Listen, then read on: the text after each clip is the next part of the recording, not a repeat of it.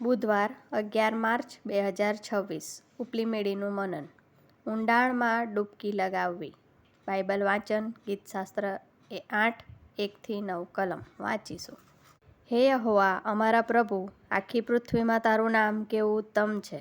તે આકાશમાં પોતાનો મહિમા મૂક્યો છે. તારા શત્રુઓને લીધે તે બાળકોને તથા ધાવણાઓને મોઢે તારું બળ પ્રગટ કર્યું છે, કે શત્રુઓને તથા વેરીને તું શાંત પાડે. આકાશો જે તારા હાથના કૃત્યો છે, અને ચંદ્ર તથા તારાઓ જેઓને તે ઠરાવ્યા છે, તેઓ વિશે હું વિચાર કરું છું. ત્યારે હું કહું છું કે માણસ તે કોણ છે કે તું તેનું સ્મરણ કરે છે, અને મનુષ્યપુત્ર કોણ કે તું તેની મુલાકાત લે છે.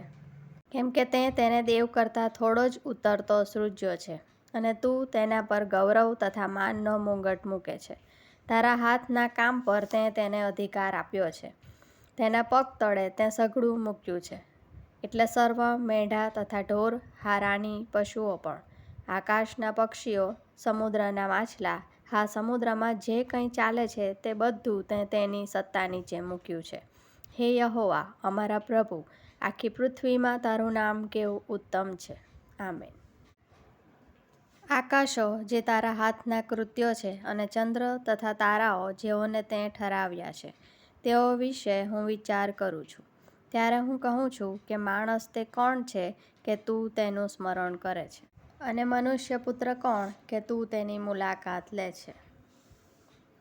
એક સવારે દરરોજની જેમ હું સમુદ્રની બાજુમાં આવેલ સ્વચ્છ પાણીના તળાવમાં તરવા માટે ગઈ.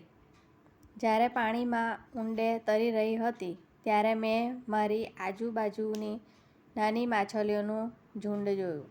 મેં જોયું કે તેઓએ બનાવેલા વર્તુળના કેન્દ્રમાં હોવાનો મને આનંદદાયક અનુભવ થયો. હું મારો આનંદ બીજા કોઈને જણાવવા માંગતી હતી, અને તેથી પાણીની સપાટી પર આવી, એ જોવા કે શું કોઈ બીજા આ અદ્ભુત દ્રશ્ય જોયું છે કે નહીં. પણ દરેક જણ પાણીની સપાટી પર તરવાની મજા માણી રહ્યા હતા, અને સમુદ્રમાં અદ્ભુત સવારનો આનંદ લઈ રહ્યા હતા.